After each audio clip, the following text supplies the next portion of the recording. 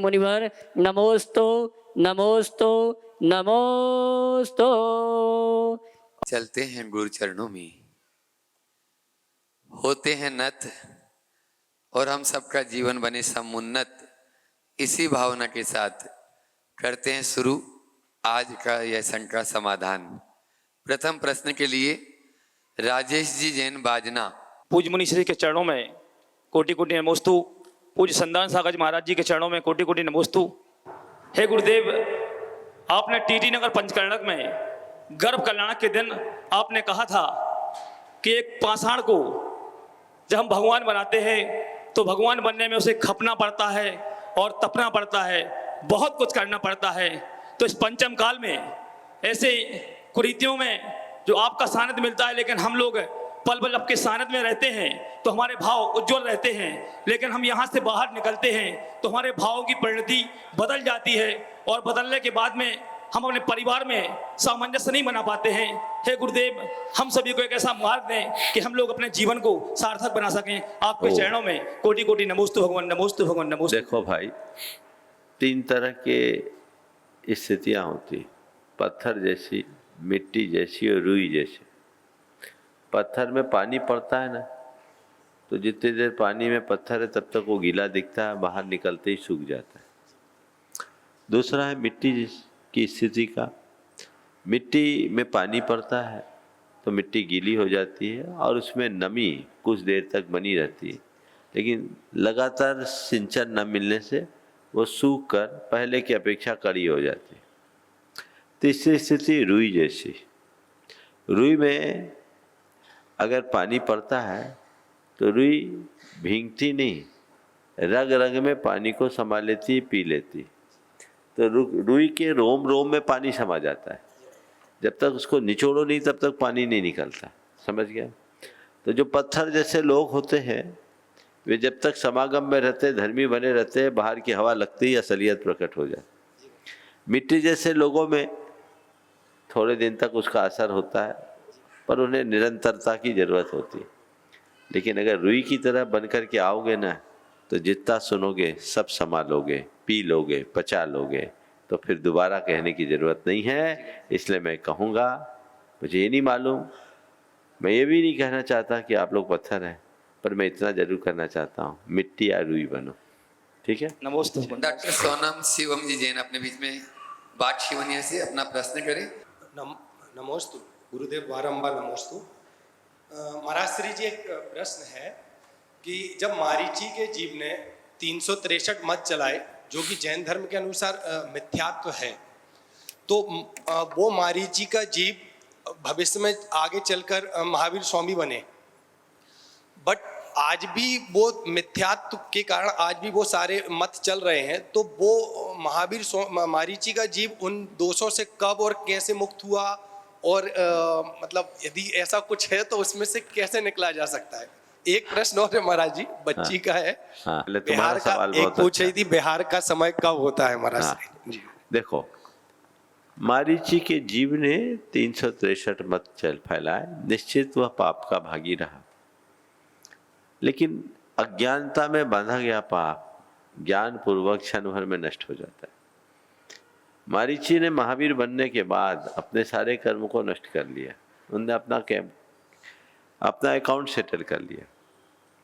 लेकिन तुम्हारा जो कहना है कि पेड़ तो उन्हीं का लगा हुआ है और मिथ्यात्व का विषवृक्ष उनने नहीं रोपा होता तो आज सारी सृष्टि विषफल खाने के लिए अभिशप्त न होती। तो इसका पाप तो उनको लगना होगा। यही जैन कर्म सिद्धांत की विशेषता है। यदि कोई भूल करे और उसे सुधारना चाहे तो अपने पूरे भूलों को सुधार सकता है और अपना उद्धार भी कर सकता है। समझ गया? तो उनके तो कर्म खत्म हो गए, अब उनको इस पुण्य पाप से कोई संबंध नहीं है, वो केवल एक निमित्त थे। 363 मतों को उनने फैलाया, हम व्यवहार से कहते हैं फैलाने में उनने निमित्त, वो केवल निमित्त बने। आज भी मारीच के द्वारा प्रवर्तित मार्ग पे हर कोई नहीं चलता। जिस जीव के जैसी होनहार होती परिणति होती वैसा होता। तो आज हम लोग संसार यदि पाप के मार्ग में अनुरक्त है तो मारीच के कारण नहीं, अपनी कुपरिणति के कारण। समझ गए? और जब हम अपनी परिणति सुधारेंगे तो हमारा भी उद्धार हो जाएगा। मारीच ने 363 मत फैलाया था तो वह भी तीव्र मिथ्यात्व की परिणति के कारण, प्रबल मिथ्यात्व का उदय था, परिणति के चक्र में फंसा, मारीच ने ऐसा कर लिया। जब उसने सुधारा तो कर्म काट लिया। आज भी हम अपनी परिणति के चक्र को भेदेंगे, उद्धार हो जाएगा। अपने बीच में गुणायतन ट्रस्टी साडम से पंकज नीतू जी जैन, पंकज भैया, रोटू भैया, बंधुओं, उम्र भले ही छोटी हो लेकिन गुरुवर की ऐसी सेवा करके अपने आप को बहुत बड़ा बना लिया। जोरदार तालियों से इनका स्वागत कर दें। आज अपने बीच में जो अभी भी वहाँ गुणायतन में सेवा कर रहे हैं, अपनी पूरी अहरनिश सेवा में लगे रहते हैं साधुओं की, वे अपना प्रश्न गुरु चरणों में कर रहे हैं और उसके बाद में अनिमेश जी गोमिया तैयार रहेंगे। नमोस्तु महाराज श्री, नमोस्तु महाराज जी। सभी महाराज जी को इच्छामी, भैया जी को वंदन। महाराज श्री, अभी गुणायतन में जैसा माहौल है ऐसा माहौल हमेशा बना रहे, इसके लिए हम लोगों को क्या करना चाहिए, और आगे आचार्य श्री का पूरा संघ पंच कल्याणक होने के समय में वहाँ मौजूद रहे, इसके लिए अभी से हम लोगों को क्या प्रयास करना? बस भावना भरते रहो, अपने आप सब होता रहेगा। बहुत बहुत आशीर्वाद। नमोस्तु महाराज जी। मेरा कोई प्रश्न नहीं। बहुत नहीं, चलो। नमोस्तु महाराज जी। अनिमेश जी गोमिया जो अहरनिश गुरु सेवा में बहुत दिनों से थे और अब शायद आज जाने का उनका संकेत है, तो इसलिए गोमिया से अपने बीच में, और वह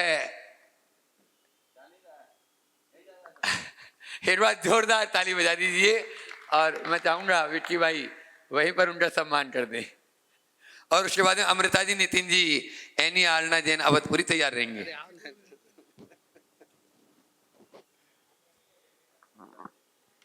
गुरुदेव के चरणों में मेरा और मेरे परिवार की ओर से नमोस्तु नमोस्तु नमोस्तु।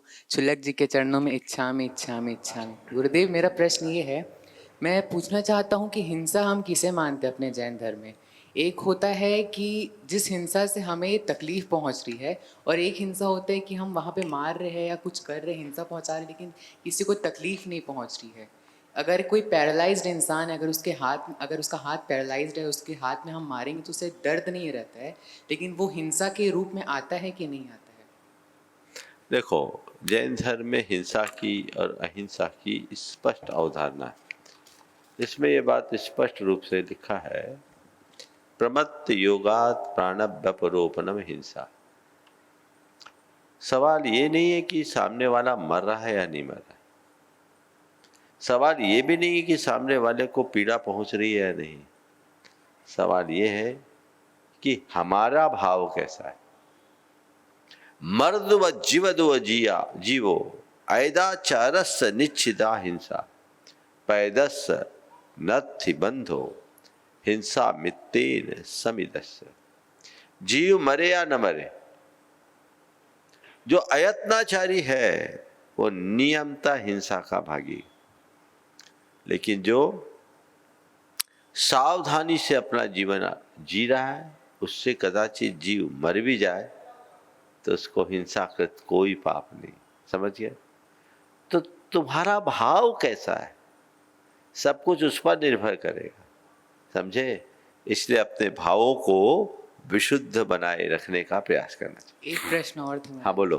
महाराज जी, मेरे को नहीं पता ये प्रश्न पूछने चाहिए कि नहीं, लेकिन बहुत मेरे फ्रेंड्स हैं और लोग पूछते हैं कि हमारे जैन धर्म में महिलाओं को इतना मतलब थोड़ा नीचा क्यों माना जाता है? कई उनके मंथली जो टाइम्स आते हैं उसमें वो मंदिर नहीं जा सकते या चौके में नहीं जा सकते, तो बहुत लोग पूछते तो ऐसा क्यों होता है? इसके पीछे का साइंटिफिक रीज़न क्या है?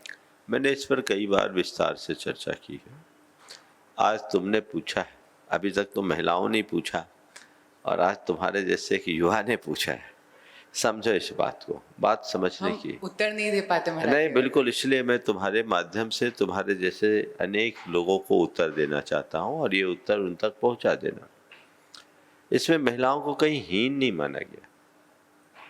ये महिलाओं के लिए 3 दिन का रेस्ट है,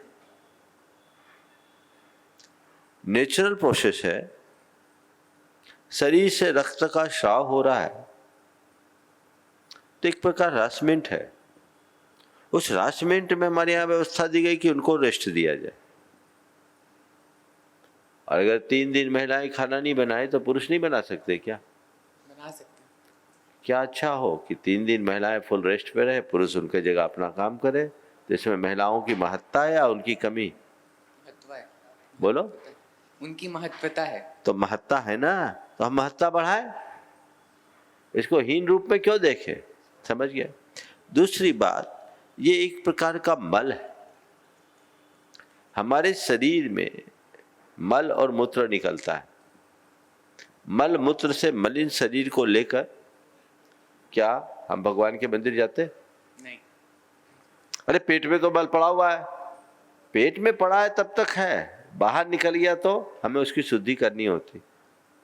तो ये जो श्राव है, शरीर में ही विकृत खून है, पर वो मल है ना, मल द्वार से निकल रहा है ना। तो मल द्वार से जो भी निकला वो मल है, और मल से युक्त होकर कोई मंदिर कैसे जाएगा? मल से युक्त पुरुष जाएगा क्या? तो इसलिए उनको नहीं रोका जाता कि वो स्त्री है, उसे इसलिए रोका जाता है कि अभी वो मल से युक्त है, अभी उनके शरीर में सिक्रेशन चल रहा है। पुरुष भी अगर इस तरीके से होगा तो नहीं जाएगा। समझ गए? डायपर पहने हुए लोगों को मंदिर नहीं जाना चाहिए। अब अगर वो पैड वगैरह यूज करके जा रही हैं तो अशुद्ध है ना, अशुद्ध अवस्था में मंदिर कैसे जाएगी? सीधा सीधा इसका विज्ञान है। तो नेचर की चीजें हैं, नेचर के हिसाब से जितनी एक व्यवस्था बताएगी उतनी शुद्धि पालो। और सुनो, मैंने बहुत पहले जब इस विषय में एक बार बात की थी, यूट्यूब में चला, बहुत लोगों के कमेंट्स आए। उसमें वो टेक्निकली कुछ दिक्कत आने से वो सारी डिलीट हो गए, शायद अब होंगे, दोबारा चालू किया होगा टीम ने तो पता नहीं, देखना। उसमें सैकड़ों जैन और अजैन महिलाओं की टिप्पणी आई कि हमने जब तक इसका पालन नहीं किया था तब तक हमारी दशा बेकार थी, और उसका पालन करने के बाद हमारी स्थिति में सुधार हो गया। यूट्यूब में देखना, बहुत पुराना है, लाखों व्यूज है इसके। तो वो मैंने जब इस पर विचार किया, अपनी बात की ही लोगों ने फॉलो किया, इसका असर होता है। तो इन चीज़ों को जो मानते माने, न माने न माने, लेकिन जो एक व्यवस्था है इसमें कहीं ये नहीं कि महिलाओं को कमतर आका गया या हीन, बल्कि इसमें महिलाओं का सम्मान है। 3 दिन की बात है, 3 दिन शुद्धता रखो, और हमें दिख रहा है उसका असर पड़ता है, नकारात्मकता बढ़ती है, इसकी हमारी शारीरिक, मानसिक और आर्थिक सारी स्थितियां प्रभावित होती है। इससे बचना चाहिए। नमोस्तु गुरुदेव, नमोस्तु नमोस्तु। अमृता जी, नितिन जी, एनी आरना जैन अवधपुरी वे अपना प्रश्न करें। और मुनिश्री के पावन चरणों में त्रैवार नमोस्तु नमोस्तु नमोस्तु। चुल्लक जी के पावन चरणों में इक्षामि इक्षामि इक्षामि। महाराज श्री कहते हैं, जैसे खाओगे अन्न वैसा होगा मन, जैसा पियोगे पानी वैसी होगी वाणी। महाराज श्री, आजकल लेकिन कितना भी संयम से आप भोजन करो तो स्वस्थ और संयम दोनों नहीं बना रहता। तो ऐसा कैसा आहार करें, भोजन की क्या पद्धति हो कि शरीर स्वस्थ रहे और मन संयम में रहे? देखो, बात सही है, भोजन पानी से हमारे स्वास्थ्य का संबंध है, लेकिन हमारा स्वास्थ्य केवल हमारे भोजन पानी से संबद्ध नहीं। भोजन पानी के साथ साथ अन्य चीज़ें भी तो चाहिए।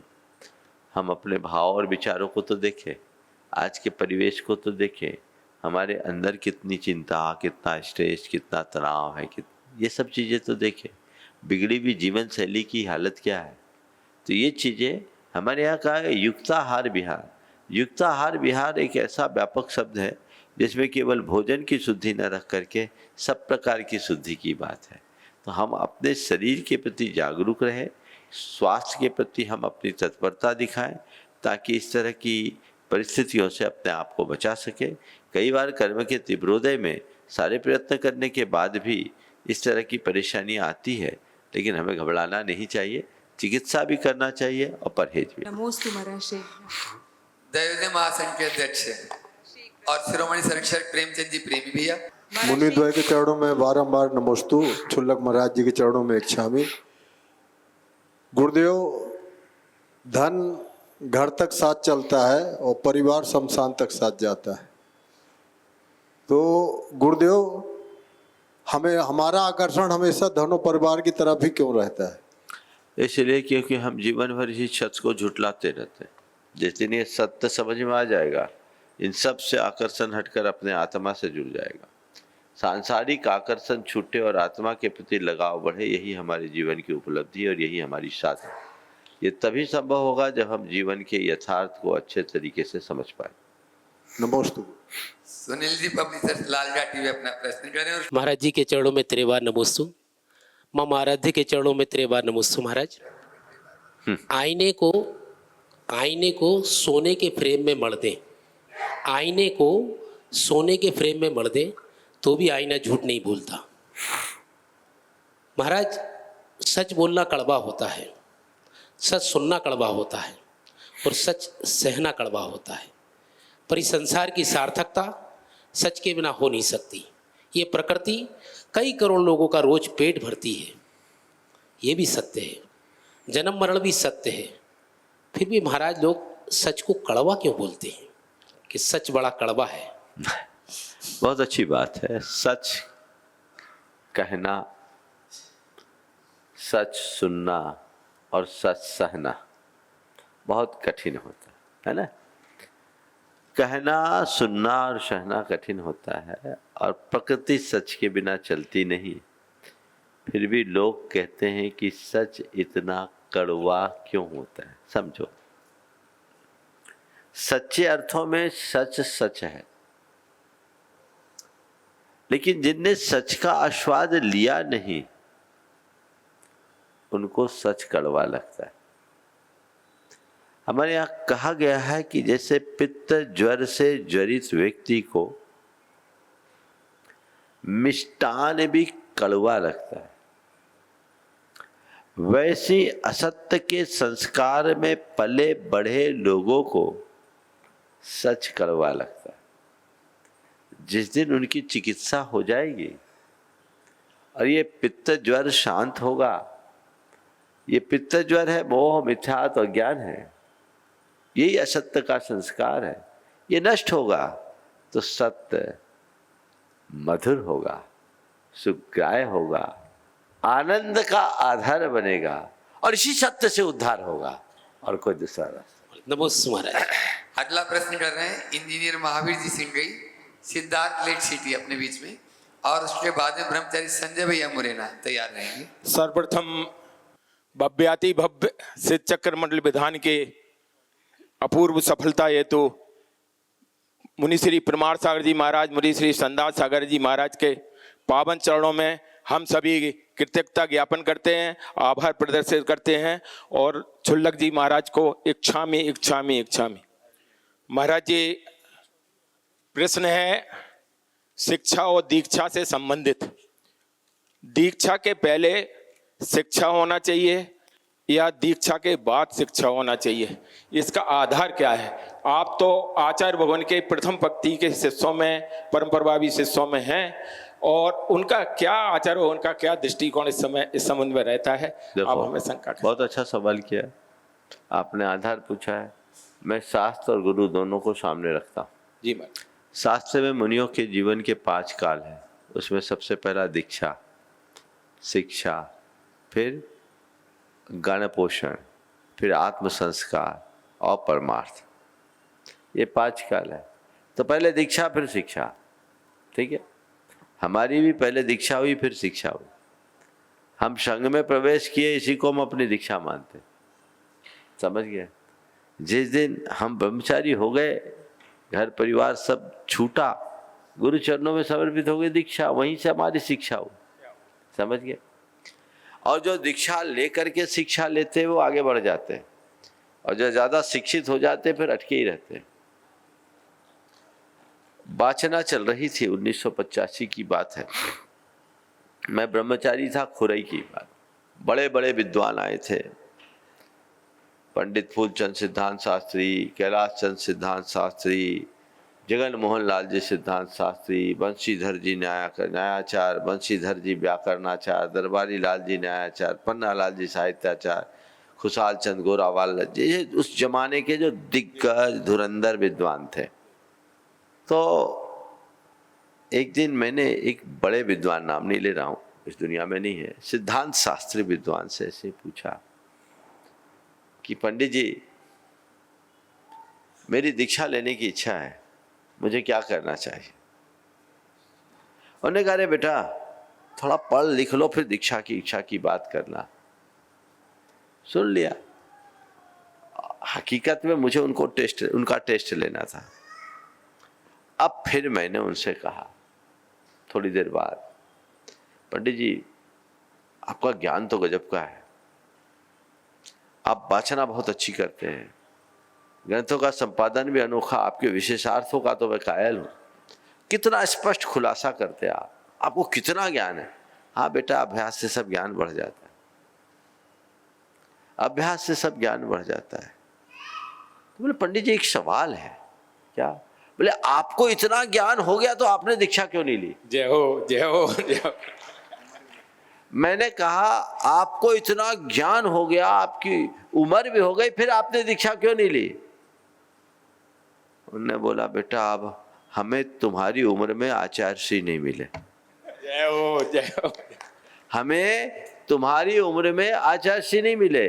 और फिर उनने इस पूरे वाकया को भरी सभा में कहा, बड़े बेबाकी से बोलते थे वो, पूरा घटनाक्रम बोला। और संयोग क्या था, मैं ब्रह्मचारी में नमक शक्कर नहीं खाता था और वो डायबिटिक थे हाईली, लेकिन बिना मिठाई के पेट नहीं भरता था। जय हो। और एक ही चौके में हम लोग दोनों थे और उनने मेरे भोजन को लिया, मैं ब्रह्मचारी में जो मिलता था सब एक कटोरे में मिला करके सिर मुंडी नीचे करके जब पूरा पेट भरता था तभी सिर उठाता था, चुपचाप खा के आ जाता था निष्प्रयता के साथ। उनने इस बात को कोट किया, पूरा घटनाक्रम पूरा वाकया। और फिर उनने कहा गुरुजी इसमें मेरा कोई कसूर नहीं, कसूर आपका है।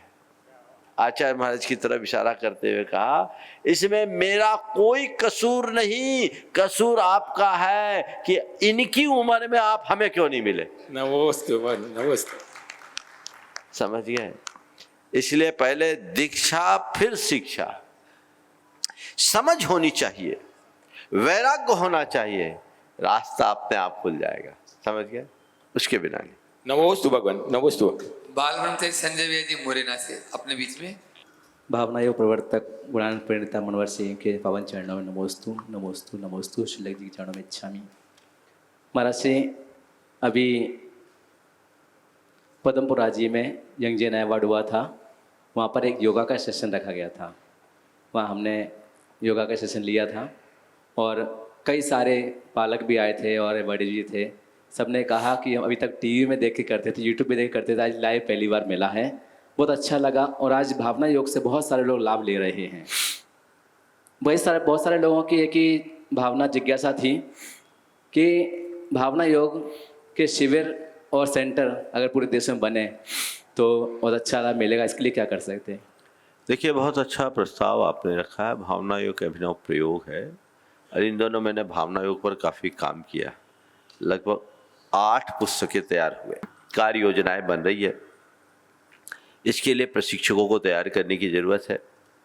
देश में जो लोग भी भावना योग का केंद्र अपने अपने यहाँ खोलना चाहते हो जरूर संपर्क करें।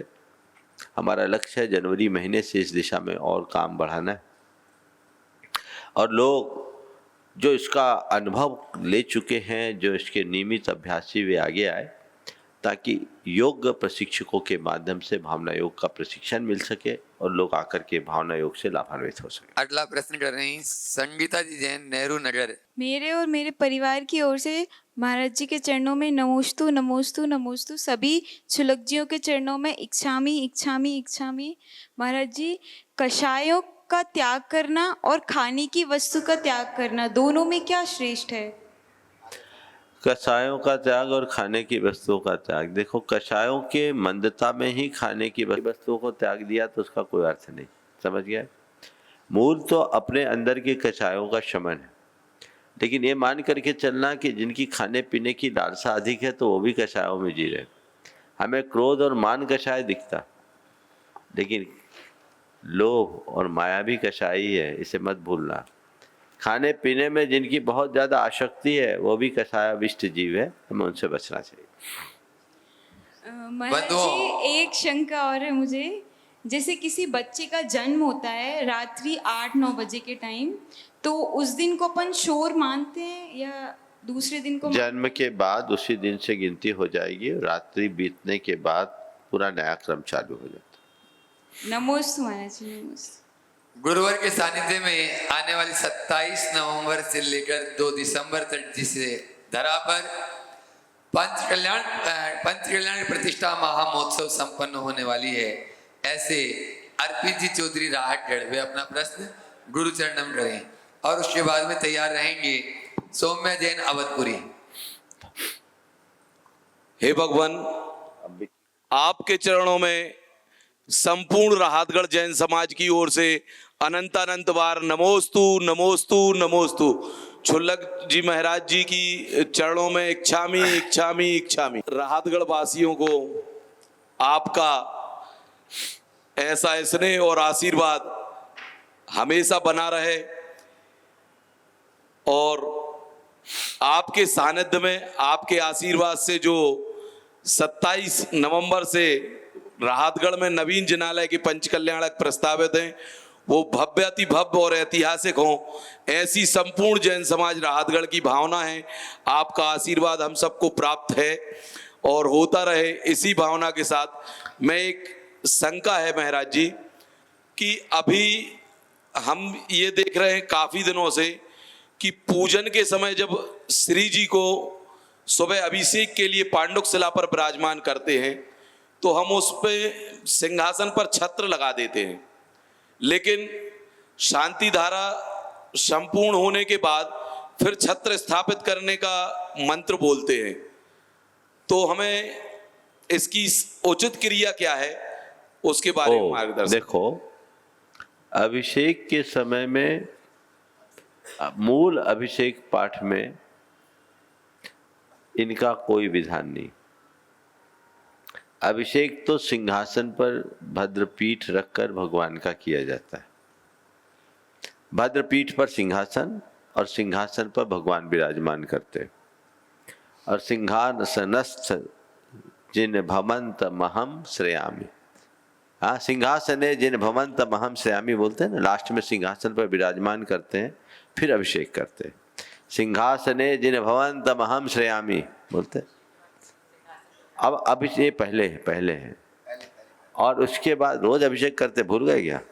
वाह। और तो अभिषेक सिंहासन पर विराजमान भगवान का किया जाता है, लेकिन छत्र चमर आदि का कोई विधान किसी भी मूल अभिषेक पाठ में नहीं।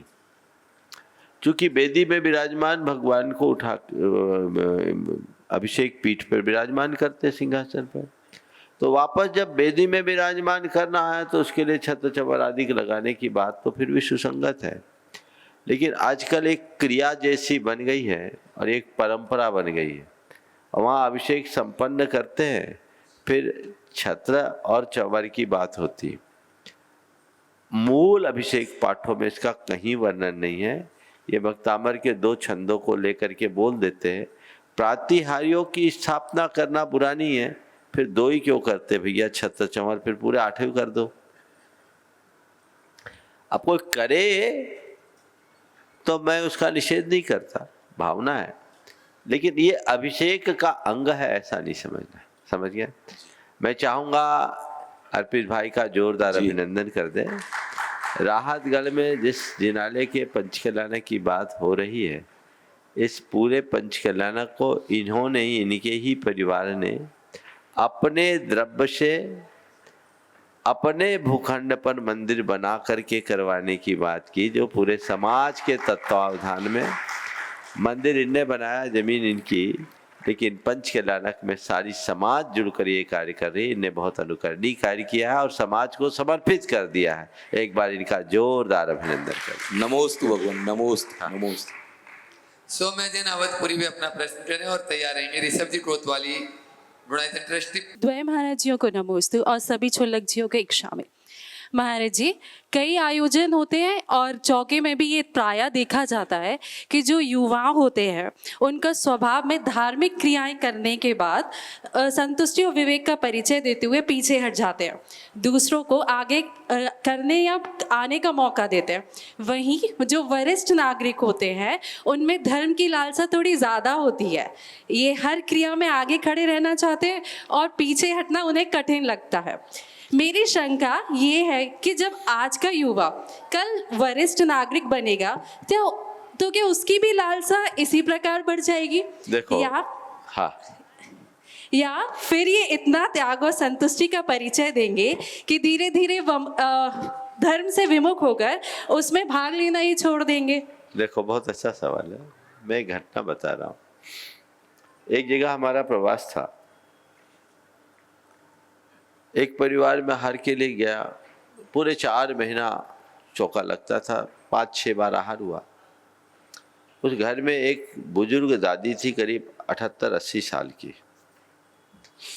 वो बहुत ही भोले परिणाम की थी, सरल परिणाम की, और अत्यंत सरलता और विनम्रता से एक ही बात कहती थी, देखो भैया, हमें देन दो, हमारे पास टाइम कम है, हमें देन दो,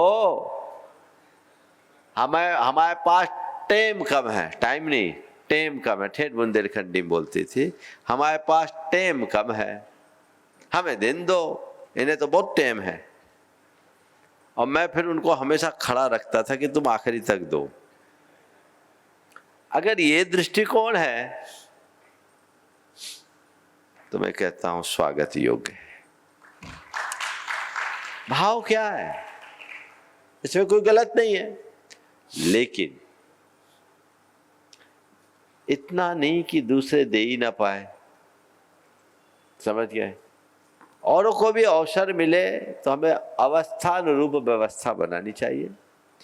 तो यदि कोई युवा को ऐसा लगता है ये वरिष्ठ नागरिक है, रोज दे रहे, तो थोड़ा सकारात्मक हो जाए, भैया अभी हमारे पास पर्याप्त समय है, इनकी पाली छोटी बच्ची, दे लेने दो, इनको दे लेने दो, और हम दें या अनुमोदना करें, बात तो बराबर ही है ना। ऐसा दृष्टिकोण क्यों न रखे? अगर युवा ऐसा दृष्टिकोण रखेगा तो उसका रुझान कुछ और हो जाएगा। समझ गए? तो ऐसी बात ध्यान में रखी जा सकती है। दुई महाराज जी के चरणों में बारंबार नमोस्तु नमोस्तु नमोस्तु, छुल्लक जी के चरणों में इच्छामी इच्छामी इच्छामी।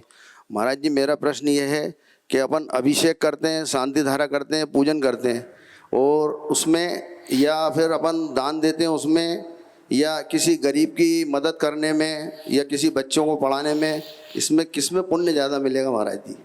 देखो भाई, सब क्रियाएं पुण्य योग है। धार्मिक क्रियाएं करने से हमारी धार्मिक भावनाएं बढ़ती है। जी महाराज। अभिषेक, पूजा पाठ, स्वाध्याय, सत्संग करोगे तो ही तुम्हें गरीबों के प्रति संवेदना जगेगी। जी महाराज। वो छोड़ दोगे तो कहाँ से जगेगी? तो धार्मिक कर्तव्यों को करो जिससे भावनाएं निर्मल हो, और आवश्यकता अनुरूप जो भी हमारे लिए आवश्यक कार्य हो उसे संपन्न करो, ताकि हमारी संवेदनाएं सुरक्षित हो। नमोस्तु महाराज, नमोस्तु महाराज। संकेत गुलदस्ते के पुष्प छुल्लक से ध्रुव सागर जी महाराज अपनी संख्या के माध्यम से सबको लाभान्वित कर रहे हैं। पूज्य मुनिदय के चरणों में बारंबार नमोस्तु। महाराज जी, एक मुनिराज ध्यान में लीन थे, वहां से पास से एक श्रावक निकले तो उनकी व्यक्ति की भावना हुई, उन्होंने सिर पर मुनिराज के घी लगा दिया, लेकिन परिणाम ये निकला कि उनके पास में चींटियों ने उपसर्ग कर दिया। और वहीं दूसरी ओर एक व्यक्ति निकला तो उसके द्वेष परिणाम हुए, तो उसने एक गन्ना हाथ में लिया था, गन्ने का टुकड़ा फेंक के मुनिराज के ऊपर मारा, तो वो जब गन्ना नीचे गिरा तो चींटियां निकल के दूर हो गई। तो प्रश्न ये कि महाराज जी, इन दोनों में किसको क्या पुण्य पाप मिला? और दूसरा प्रश्न ये है कि श्रावक को अपनी जो श्रद्धा के साथ क्रिया करता है उसमें विवेक का क्या स्थान रखना चाहिए? नमोस्तु महाराज। देखिए, हमारे कोई भी कर्म या कोई भी क्रिया उसके साथ जुड़े हुए भावों के अनुसार फल देती। जिसने महाराज की सेवा की उसका भाव महाराज के उत्तप्त शरीर को शीतलता प्रदान करने का था, विशुद्ध भाव था, विशुद्ध परिणाम होगा। उनने पुण्य का बंध किया। लेकिन उस घड़ी में महाराज का तीव्र पापोदय चल रहा था। उस घी के कारण चींटियां पूरे शरीर को चूट गई, उपसर्ग हो गया, सेवा भी उपसर्ग हो गया। दूसरा व्यक्ति था, उसके मन में महाराज के प्रति द्वेष था, उनने महाराज को अपशब्द कहे और गन्ना चूस चूस के थूका। उस समय महाराज का पुण्योदय आ गया था, तो गन्ने के छूछने को नीचे गिरने से चींटियां भी घी खा करके थक गई थी, सब उतर करके गन्ने में आ गई। तो जो उपसर्ग किया उस समय पुण्य था, तो उपसर्ग उनको मुक्त करा दिया, और सेवा किया उस समय पाप था, तो पाप उस पाप के परिणाम स्वरूप सेवा भी उनके लिए कष्ट का कारण बन गई। तो ये हम केवल निमित्त है, पर इन दोनों स्थितियों में सेवा करने वाले भक्त ने पुण्य कमाया और गालियां देकर थूकने वाले ईर्ष्यालु और विद्वेषी ने पाप कमाया। हमारे परिणाम कैसे हैं उनके अनुरूप सब कुछ होता है। अगला प्रश्न श्रीमती कमल जी गैरगंज उपस्थित है। महाराज जी, मेरा प्रश्न है कि धर्मज्ञ और धर्मात्मा होने में क्या अंतर है? धर्मज्ञ वो है जो धर्म को जानता है, और धर्मात्मा वो है जो धर्म को जीता है। कोई जरूरी नहीं कि धर्म को जानने वाला धर्म को जिए भी, समझ गए? बहुत सारे लोग हैं जिनको धर्म का ज्ञान तो पूरा है लेकिन अंदर से खोखले, और बहुत सारे ऐसे लोग हैं जिनको धर्म का ज्ञान ज्यादा नहीं है लेकिन अंदर से अपनाए हुए हैं। तो हम धर्मज्ञ बने लेकिन उससे आगे धर्मात्मा बने। धार्मिक भी बनना बहुत बड़ी बात नहीं, धार्मिक बनने वाला धर्म की क्रियाएं कर लेता है पर उसका धर्म उसकी क्रियाओं तक सीमित रहता है। सर्वश्रेष्ठ धर्मात्मा है जो धर्म को अपनी आत्मा में बसा लेता है। ईशान जी जैन वे अपना प्रश्न करें इंदौर से, और श्री विद्या प्रमाण गुरुकुलम के छात्र है, और उसके बाद में तैयार रहेंगे विराट जैन उड़ीसा। महाराज श्री के चरणों में मेरा बारंबार नमोस्तु नमोस्तु नमोस्तु। महाराज श्री, मेरा प्रश्न ये था कि मैं कौन हूँ, मेरा कर्तव्य क्या है और मैं शांति को कैसे प्राप्त करूँ? बहुत अच्छा सवाल किया है तुमने। मैं कौन हूँ, मेरा कर्तव्य क्या है और मैं शांति को कैसे प्राप्त करूँ। गुरुकुलम में पढ़ने वाले छात्रों के मन में अगर ये सवाल आने लगे तो समझ लेना सुधार की प्रक्रिया शुरू हो गई। अपने मन से पूछो मैं कौन हूँ, अपने मन से पूछो मेरा कर्तव्य क्या है। जब ये दोनों सवाल अपने मन से पूछोगे तो उत्तर आएगा। बोलो तुम्हें क्या लगता है, तुम कौन हो? विद्यार्थी।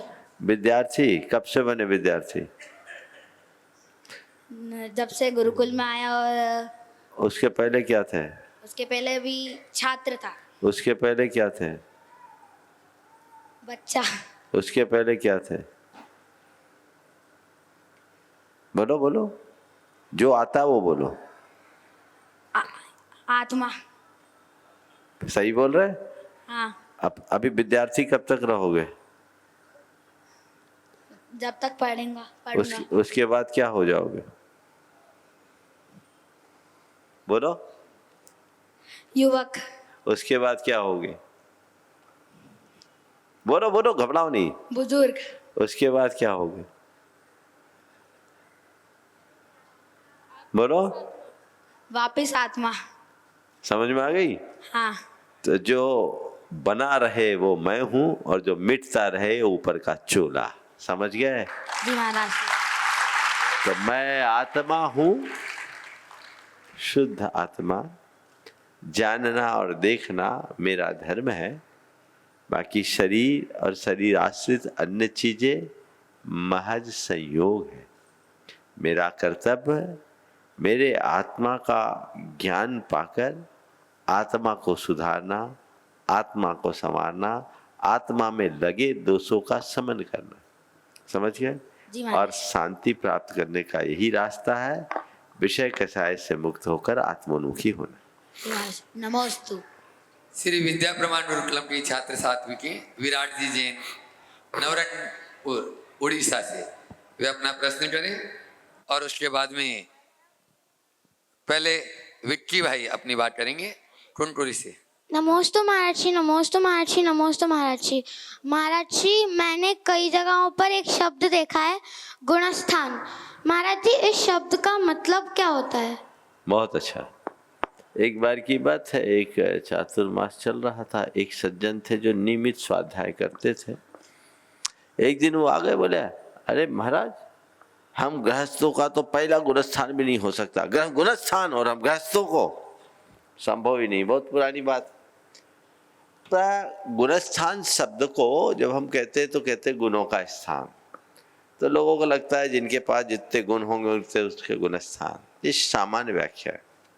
गुणस्थान जैन दर्शन का एक विशिष्ट पारिभाषिक शब्द है, समझिए।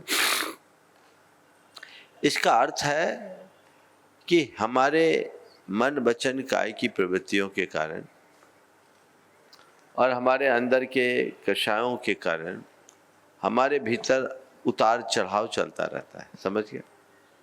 इसको मापने का जो पैमाना है, इसको बोलते हैं गुणस्थान, समझिए।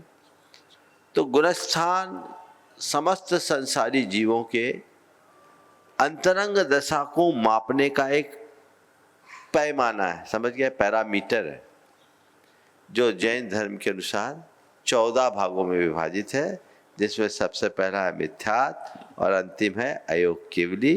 जब शिखर जी जाओगे, गुणायतन में देखोगे तो यही सब तुम्हें समझ में आएगा, समझ में। विक्की भी अपनी बात करें उससे पहले मौलिक जी जैन एक छात्र और ले लें, और इन समय रहा तो सार्थक जैन 7वीं कक्षा भी तीसरी विद्या प्रमाण गुरुकुल। गुरुवर के चरणों में 3 बार नमोस्तु। महाराज जी, मेरा प्रश्न ये है कि किसी ने कहा है कि या तो आप किसी मित्र के साथ अंधकार में रहें या तो एकांत में रहें, अकेले। महाराज जी, क्या यह कथन सत्य है? या तो आप किसी मित्र के साथ अंधकार में रहे या एकांत में रहे, अकेले। मुझे नहीं मालूम ये किसका वाक्य है और किस संदर्भ में कहा गया है, पर अगर इस पर हम गहराई से विचार करें तो इसमें मुझे ये दिखता है कि यदि अंधेरे में भी रहना हो तो कोई अच्छा मित्र रखो, ताकि वो अंधेरे में भी तुम्हें दीप स्तंभ बन करके तुम्हारा सहारा दे सके। अकेले मत रहो, और ऐसा नहीं हो तो अकेले रहो। ये संसार है, संसार में घोर अंधेरा है, या हमें हमारा मार्ग प्रशस्त करने वाला कोई चाहिए। यदि इस दृष्टिकोण से बात कही गई हो तो ये बात सुसंगत लगती। नमोस्तु महाराज जी। महाराज श्री, मेरा प्रश्न यह है कि एक सम्यक दृष्टि जीव और एक मिथ्या दृष्टि जीव में क्या अंतर है? सम्यक दृष्टि वो है जिसकी दृष्टि सही है, और मिथ्या दृष्टि यानी जिसकी दृष्टि उल्टी है, विपरीत है, समझ गए। जो भोगों, विषय, कषायों को ही अपने जीवन के लिए कल्याणकारी माने, वो समझ लेना वो मिथ्या दृष्टि, और जो आत्मा को पहचान कर उसके कल्याण को अपना लक्ष्य बनाए, वो सम्यक दृष्टि। नमोस्तु महाराज। विक्की भी कुंडकुरी जो अहरनिष्ठ गुरु सेवा में लगे रहते हैं, और उसके बाद में सारांश भैया तैयार रहेंगे, जिनकी अपनी मौलिक आरती है। और आज मैं चाह रहा हूँ पूरा देश, पूरा विश्व उनके साथ में आरती करेंगे, और उनकी जो मौलिक रचना है उसको भी सुनेंगे। वे तैयार रहें। नमोस्तु महाराज जी। आज एक दुखद समाचार प्राप्त हुआ। बनारस जैन समाज के मुख्य स्तंभ, गुणायतन परिवार के सदस्य, आपके चरणों के परम सेवक श्री दीपक जी जैन का कल 13 अक्टूबर को निधन हो गया। उनका परिवार पूरा शोकमग्न है। शोक की इस घड़ी में पूरा परिवार आपसे आशीर्वचन चाहता है। नमोस्तु महाराज। देखिए, आज मुझे जानकारी मिली, दीपक जैन वाराणसी का एक डायनामिक पर्सनालिटी। हम 2 बार वाराणसी गए, 3 बार, और मैंने पाया एक अलग ही शख्सियत। पिछले अनेक वर्षों से वो जुड़े रहे, और भेलूपुर के तो मूल करता धरता, बल्कि वाराणसी के सभी समाज की समस्त गतिविधियों के वे बड़े अग्रणी। व्यावसायिक क्षेत्र में उन्होंने अपनी एक उपलब्धियां अर्जित की, लेकिन धार्मिक और पारमार्थिक क्षेत्र में भी उनका योगदान अनूठा रहा। अचानक उनका अपने बीच से जाना हुआ, मुझे जानकारी मिली कि उनको कार्डियक अरेस्ट आया और अपने बीच से चले गए। क्या पता कब किसको जाना पड़ जाए, कोई नहीं जानता। हम लोगों ने बचपन से ये सुना है, आया है राजा राणा छत्रपति, हाथिन की असवार, मरना सबको एक दिन अपनी अपनी बार। कब किसकी बारी आ जाए कोई पता नहीं।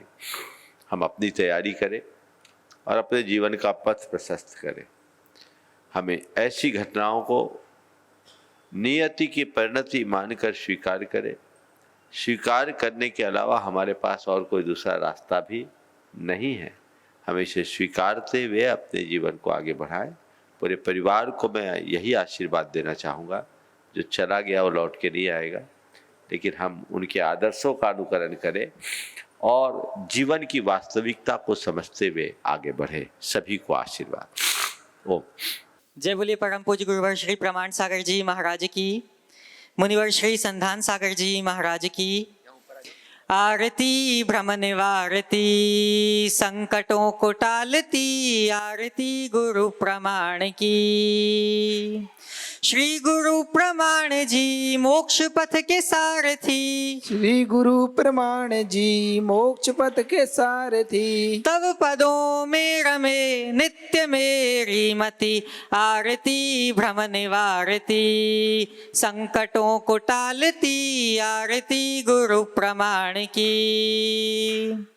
जो पिता सुरेंद्र की आंखों के तारे हैं, जो पिता सुरेंद्र की आंखों के तारे हैं। माता श्री सोहनी देवी के दुलारे हैं, माता श्री सोहनी देवी के दुलारे हैं। विद्यासागर आर्य के चमकते सितारे हैं, आरती भ्रम निवारती, संकटों को टालती, आरती गुरु प्रमाण की।